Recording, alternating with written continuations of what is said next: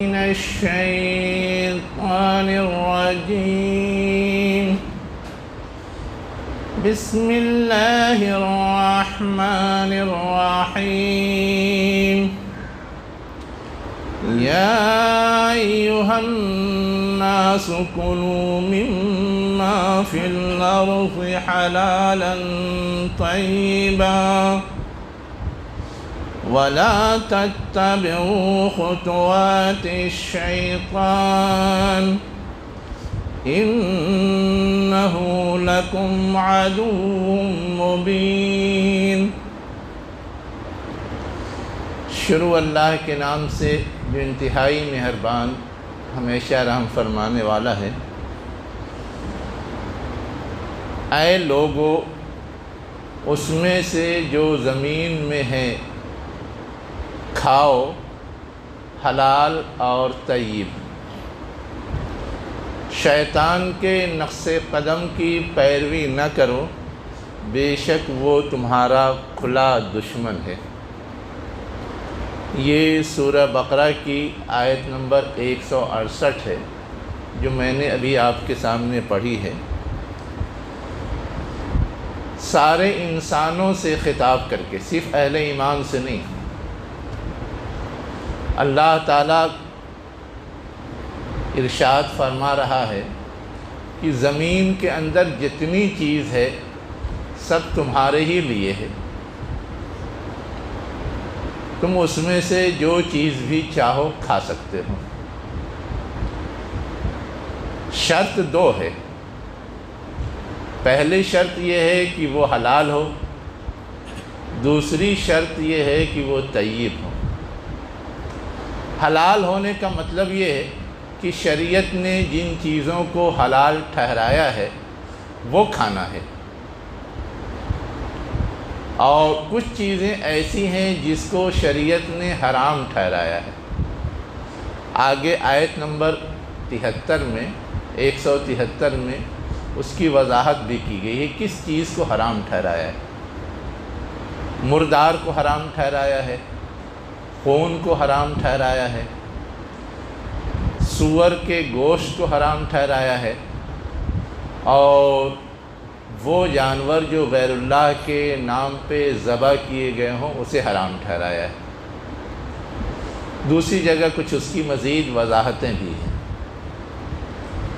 بس یہ چند چیزیں ہیں جسے اللہ نے حرام ٹھہرایا ہے، باقی ہر چیز کھانے کی اجازت دی. کیوں حرام ٹھہرایا ہے؟ اس لیے حرام ٹھہرایا ہے کہ وہ چیزیں ہمارے اور آپ کے لیے نقصان دہ. یہ اللہ کا کرم ہے کہ اس نے پہلے ہی بتا دیا کہ یہ نقصان دہ چیزیں ہیں، اسے مت کھاؤ. باقی جتنی چیزیں ہیں سب تمہارے فائدے کی ہیں، تم کھاؤ.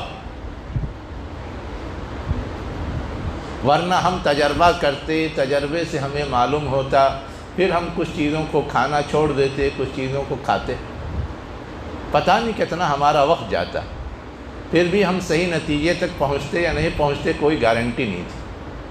لیکن اللہ نے پہلے ہی ڈکلیئر کر دیا جس سے ہمیں آسانی ہو گئی. تو یہ تو اللہ کا فضل اور کرم ہے.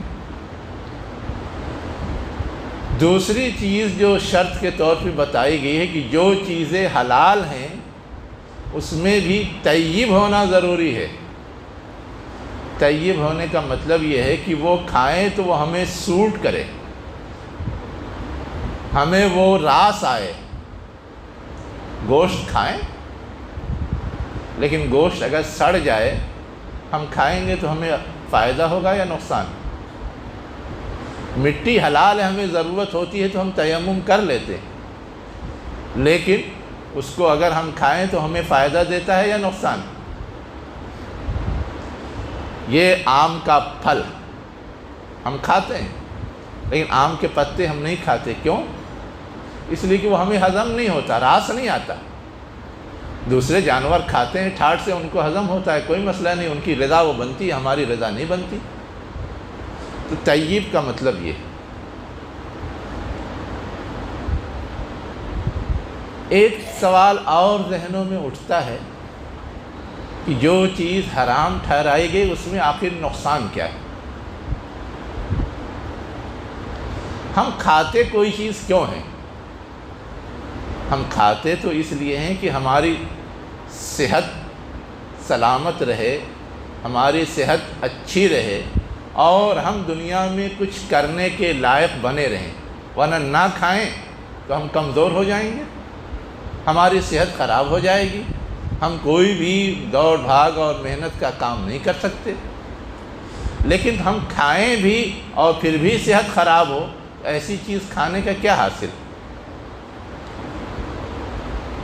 جو چیز مردار ہو جاتی ہے اس کی غذائیت ختم ہو جاتی ہے، اس لیے اس کے کھانے کا کوئی حاصل نہیں، منع کر دیا گیا۔ خون میں دنیا بھر کے جراثیم ہوتے ہیں، آج کوئی بھی بیماری کا چیک اپ کرنا ہو، بلڈ ٹیسٹ کرو، پتہ چلے کہ کون سی بیماری ہے، اس لیے کہ اس کے اندر وہ سارے جراثیم موجود ہوتے ہیں۔ اب اگر ہم اس خون کو استعمال کریں تو وہ سارے جراثیم ہمارے بدن میں جائیں گے، ہم بیمار ہو جائیں گے، اس لیے منع کیا گیا ہے۔ سور کا گوشت ہم اور آپ جانتے ہیں، سور کی بعض خرابیاں ایسی ہیں جو دوسرے جانوروں میں نہیں پائی جاتی۔ سور صرف غلاظت کھاتا ہے، اور جو صرف غلاظت کھائے گا اس کے اندر پائے جانے والی چیز میں ویسی کے اثرات ہوں گے، حتیٰ کہ اپنی غلاظت بھی کھا جاتا ہے۔ احادیث میں واضح لفظوں میں منع کیا گیا ہے کہ وہ جانور جو غلاظت کھاتے ہیں اسے تم نہ کھاؤ، نہ ان کا دودھ استعمال کرو۔ دوسری خرابی کیا ہے؟ سور کے گوشت میں چربی ایسی ہوتی ہے جو چربی کی ہمارے نسوں کے اندر اگر پہنچ جائے تو وہ اس کو جام کر دیتی ہے، اور اس سے فالج، برین ہیمریج اور اس طرح کی بیماریوں کا خطرہ رہتا ہے، بلڈ پریشر کا خطرہ پیدا ہو جاتا ہے۔ ہمیں اور آپ کو اندازہ نہیں ہوتا، لیکن وہ اپنا اثر دکھاتی۔ ہمارے اطباء، ہمارے ریسرچ کرنے والے بتاتے ہیں کہ یہ اس کا نقصان ہے۔ اس کے اندر بعض ایسے اجزاء بھی ہیں جو انسان کی صلاحیتوں کو مفلوج بناتے ہیں، اور آپ کتنا ہی اس کو گرم کریں یا ٹھنڈا کریں وہ جراثیم مرتے نہیں۔ جیسے بہت سارے جراثیم مر جاتے ہیں گرم کرنے سے پانی کو، لیکن اس گوشت کو آپ کتنا ہی ابال دیں جراثیم مرتے نہیں۔ ہم کسی بھی چیز کو دھل دیں تو اس سے گندگی کی صفائی ہو جاتی ہے، جراثیم صاف ہو جاتے ہیں، لیکن ہم اور آپ جانتے ہیں کہ اگر کتے کا جھوٹا ہو تو جب تک 7 بار یا 14 بار نہیں دھلیں گے وہ صاف نہیں ہوتا۔ اور سور کے جراثیم کا حال یہ ہے، کتنا ہی آپ ابال دیجئے وہ مرتا نہیں، بعض جراثیم کے حوالے سے یہ ریسرچ۔ اس لیے ہمیں اور آپ کو اس پہ سمجھنا چاہیے۔ ایک اس سے زیادہ سنگین بات یہ ہے کہ وہ انتہائی بے شرم اور بے حیا جانور ہے، دنیا کا واحد جانور ہے جو اپنے جیسے دوسرے سوروں کو اکساتا ہے، ترغیب دیتا ہے کہ میری جو پارٹنر ہے اس کے ساتھ تم بدکاری کرو، اور کوئی جانور ایسا نہیں کرتا۔ اب جس کی خصلت یہ ہو، جس کی فطرت یہ ہو، اس کا گوشت استعمال کرنے پہ ہم جیسے انسانوں پہ کیا اثرات پڑیں گے، اس لیے منع کیا گیا ہے۔ یہ وہ چیزیں ہیں جن کا نقصان ہے، اس لیے منع کیا گیا ہے۔ اس کے بعد جو چوتھی چیز ہے وَمَا أُحِلَّ لِغَيْرِ اللَّهِ، وہ جو غیر اللہ کے لیے ذبح کیے گئے ہوں۔ ہم گائے کا گوشت استعمال کرتے ہیں، بکری کا گوشت استعمال کرتے ہیں، مرغ کا گوشت استعمال کرتے ہیں، اللہ کا نام لے کر کے ذبح کرتے ہیں، کھاتے ہیں، حلال ہے۔ لیکن وہی جانور اللہ کا نام لے کر کے نہ ذبح کیا جائے، کسی اور کا نام لے کر کے ذبح کیا جائے تو حلال نہیں ہے۔ اب یہاں پر ایک سوال ذہن میں آتا ہے کہ یہاں تو نقصان نہیں ہے، اس کے اندر جراثیم تو نہیں پائے جاتے، وہ ہماری صحت کو متاثر کرنے والے تو نہیں ہیں، پھر کیوں حرام قرار دے دیا گیا ہے؟ لیکن ہمارے سوچ کا مسئلہ ہے یہ۔ اللہ تعالیٰ نے حرام قرار دیا ہے تو اس کی وجہ ہے۔ اللہ تعالیٰ صرف یہ نہیں چاہتا کہ ہم اور آپ صرف جسمانی اعتبار سے صحت مند رہیں، اللہ تعالیٰ یہ بھی چاہتا ہے کہ ہم روحانی اعتبار سے، فکری اعتبار سے، ذہنی اعتبار سے، خیال کے اعتبار سے، تصور کے اعتبار سے بھی درست رہیں، پاک صاف رہیں، اچھے رہیں۔ ہم جب اللہ کے علاوہ کسی اور کے نام پر ان جانوروں کو ذبح کرتے ہیں یا بلا نام لیے ذبح کرتے ہیں تو اس وقت ہماری سوچ کیا ہوتی ہے؟ کسی دیوی کے نام پہ، کسی دیوتا کے نام پہ، کسی بت کے نام پہ ذبح کرتے ہیں۔ ان کے نام پہ ذبح کرنے کا مطلب یہ ہے کہ ہم ان بتوں کو، ان دیویوں کو، ان دیوتاؤں کو بہت بڑا سمجھتے ہیں، تبھی تو ان کے نام پہ ذبح کرتے ہیں، یا اپنے لیے داتا اور منعم اور احسان کرنے والا سمجھتے ہیں کہ وہ ہمیں کوئی فائدہ پہنچا دے گا، اس لیے تو ہم ان کے نام پہ ذبح کرتے ہیں۔ اور یہ چیز کیا ہے؟ شرک ہے، یا شرک تک پہنچانے والی ہے۔ یہ جانور جتنے ہیں جنہیں ہم ذبح کر کے استعمال کرتے ہیں، یہ تو سب اللہ کی مخلوق ہیں، اللہ نے پیدا کیا ہے، اللہ نے ہمیں اور آپ کو اجازت دی ہے، اس لیے ہم ذبح کر کے کھاتے ہیں، ورنہ ہمارا کیا اختیار ہے کہ ہم اسے ذبح کر کے کھائیں؟ اسی لیے ذبح کرنے کا ہم کو اور آپ کو حکم دیا گیا ہے، اور ساتھ ہی ذبح کرتے وقت کہا گیا اللہ کا نام لو اور اللہ کی کبریائی کا اعلان کرو۔ کیا مطلب ہے؟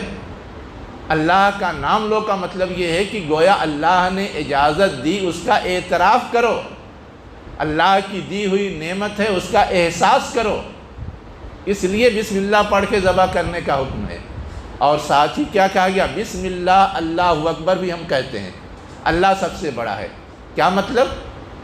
کہ دنیا کے جتنے معبود ہیں، چاہے بت ہوں، دیوی ہوں، دیوتا ہوں، ان کی یہ پہنچ ہی نہیں ہے، ان کی یہ قدرت اور طاقت ہی نہیں کہ وہ دنیا کسی چیز کو پیدا کر سکیں اور کسی کے لیے اسے نفع بخش بنا سکے۔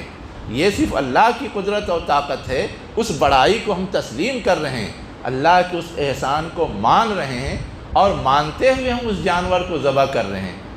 تو یہ جو اللہ نے حکم دیا ہے ہمارے شرک کے تصور کو زائل کرنے کے لیے اور توحید کے تصور کو پختہ کرنے کے لیے دیا ہے، ورنہ دھیرے دھیرے ہم کیا ہوں گے؟ شرک میں مبتلا ہو جائیں گے۔ اگلا جو جملہ ہے اس آیت کا، اس میں اسی کی طرف اشارہ کیا گیا ہے، وَلَا تَتَّبِعُوا خُطُوَاتِ الشَّيْطَانِ، شیطان کے نقش قدم پہ نہ چلو۔ کیا مطلب ہے؟ شیطان مختلف طرح سے وسوسے اور خیال ڈال کر کے ہم کو شرک کی طرف گھسیٹ کے لے جاتا ہے۔ کسی دیوی کے نام پہ نظر مان کر کے جو جانور ذبح کیے جاتے ہیں، کسی بزرگ کے نام پہ نظر مان کر کے جو جانور ذبح کیے جاتے ہیں، یا اسی طرح کچھ جانور جو چھوڑ دیے جاتے ہیں دیوی دیوتاؤں کے نام پر، اور ان کو یہ سمجھا جاتا ہے کہ ذبح نہیں کیا جا سکتا، یہ سب اللہ کا حکم تو نہیں ہے، اللہ کی ہدایت تو نہیں ہے، یہ سب تو شیطان نے سجھایا ہے اور اس کو ہم انجام دیتے ہیں۔ اس کا مطلب ہم شیطان کی سجھائی ہوئی بات کو تسلیم کرتے ہیں، اسی سے منع کرتے ہوئے کہا گیا ہے۔ عربوں کے اندر بھی یہ بات تھی، اور ہمارے یہاں بھی یہ بات پائی جاتی ہے جو غیر مسلمین ہیں، کہ وہ بہت سارے جانوروں کو یوں نظر مان کر کے چھوڑ دیتے ہیں، اور اس کو چھونا، اس سے فائدہ اٹھانا گویا ایک طرح سے حرام سمجھتے ہیں، اسے ذبح کرنا بھی حرام سمجھتے ہیں، حالانکہ حرام اور حلال کا اختیار دنیا میں کسی کو نہیں دیا گیا۔ حرام اور حلال کا اختیار تو صرف اللہ تعالیٰ کے لیے ریزرو ہے۔ اللہ جس چیز کو حلال ٹھہرائے وہ ہمارے لیے حلال ہے، اللہ جس چیز کو حرام ٹھہرائے وہ ہمارے لیے حرام ہے۔ اب شیطان کے خیال یا تصور ڈالنے یا ورغلانے سے ہم ایسا کرتے ہیں تو یہ غلط ہے۔ شیطان کیوں کرتا ہے؟ اس لیے کہ وہ ہمارا کھلا دشمن ہے، اسی کو کہا گیا انہ عدو مبین، بے شک وہ کھلا دشمن ہے۔ یہاں پر ایک بات اور سمجھنے کی ضرورت ہے کہ ان جانوروں کو جسے ہم اور آپ استعمال کرتے ہیں، یوں ہی استعمال کرنے کا ہمیں حق نہیں دیا گیا ہے۔ آپ جانور کے بدن سے کوئی گوشت کا ٹکڑا کاٹ لیں اور کھائیں، یہ حلال نہیں۔ حکم کیا دیا گیا کہ جانور کو پہلے اللہ کے نام پہ ذبح کرو، اس کی بھی حکمت ہے۔ کیا حکمت ہے؟ ہم ذبح کرتے ہیں تو جانور کے بدن میں جو فاسد خون ہوتا ہے، جس میں جراثیم ہوتے ہیں، وہ ذبح کے نتیجے میں بدن سے نکل جاتے ہیں اور گوشت گویا بالکل محفوظ ہو جاتا ہے۔ اس صورت میں ہم استعمال کرتے ہیں تو اس خون کے برے اثرات سے ہم محفوظ رہتے ہیں۔ اسی لیے ہم کو اور آپ کو کیا کہا گیا کہ ذبح کرو۔ ذبح کرتے وقت بھی اس بات کا خیال رکھنے کے لیے کہا گیا ہے کہ سانس کی نالی کٹنی چاہیے، خوراک کی نالی کٹنی چاہیے، اگل بغل خون کے آنے جانے کی جو دائیں بائیں نس ہوتی وہ کٹنی چاہیے،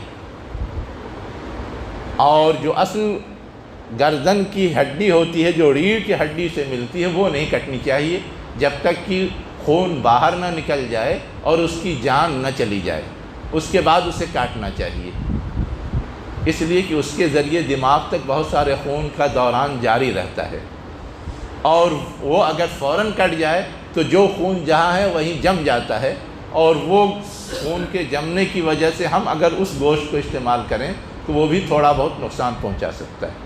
اسی لیے جھٹکے کا گوشت ممنوع ہے، حرام ہے۔ اب آپ سوچ رہے ہوں گے کہ اس وقت میں نے یہ بات آپ کے لیے کیوں چھیڑ دی؟ اللہ نے یہ جو ذبح کا حکم دیا اس کی بھی حکمت ہے۔ دنیا کے سارے لوگ بغیر ذبح کیے ہوئے یا جھٹکے کے ساتھ ذبح کر کے کھاتے ہیں، اور اس کا گویا ان کی صحت پہ غلط اثر پڑتا ہے۔ ہم وہ لوگ ہیں جن کو اللہ نے پہلے ہی گائیڈنس اور رہنمائی دے دی کہ ہم جھٹکے کے بجائے جو ذبح کرنے کا طریقہ ہے اس طریقے سے ذبح کر کے ان جانوروں کا گوشت استعمال کریں تاکہ اس کے برے اثرات سے محفوظ رہ سکیں۔ اب ہم ذبح کرتے ہیں لیکن دنیا کو یہ چیز بھی پسند نہیں، دنیا کو یہ چیز بھی پسند نہیں۔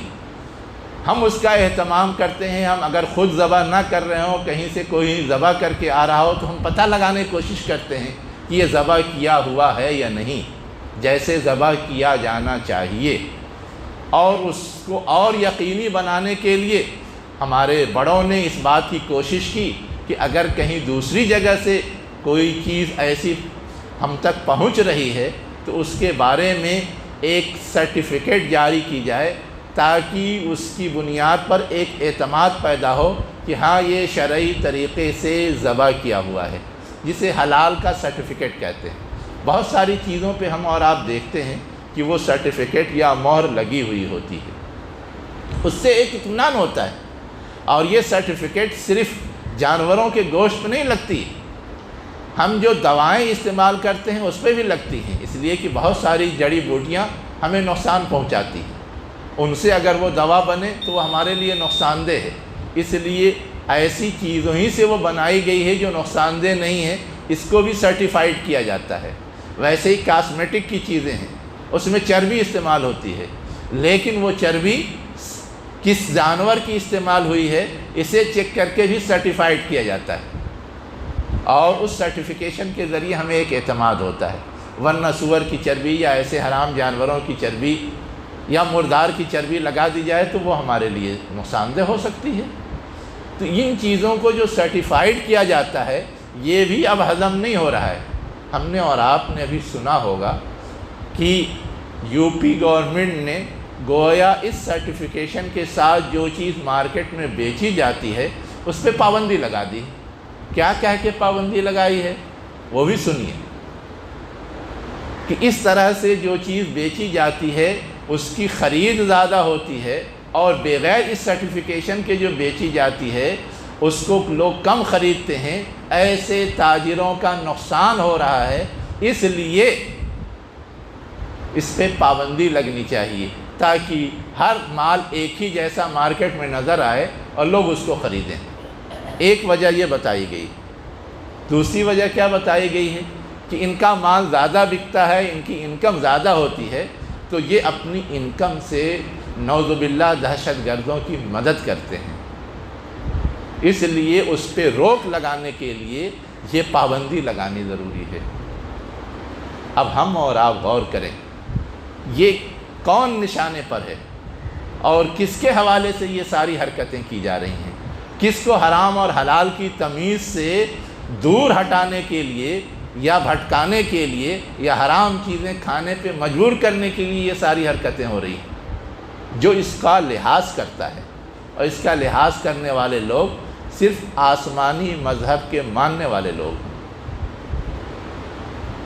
آپ کو معلوم ہونا چاہیے کہ یہ صرف قرآن میں حرام نہیں قرار دیا گیا ہے، یہ ساری چیزیں بائبل میں بھی حرام قرار دی گئی ہیں، یہودیوں کے ہاں بھی حرام ہیں، عیسائیوں کے ہاں بھی حرام ہیں، گرچہ انہوں نے اپنے طور پہ شراب کو، سور کو حلال ٹھہرا لیا ہے، لیکن بائبل کے اندر اس کی حرمت کا حکم آج بھی موجود ہے۔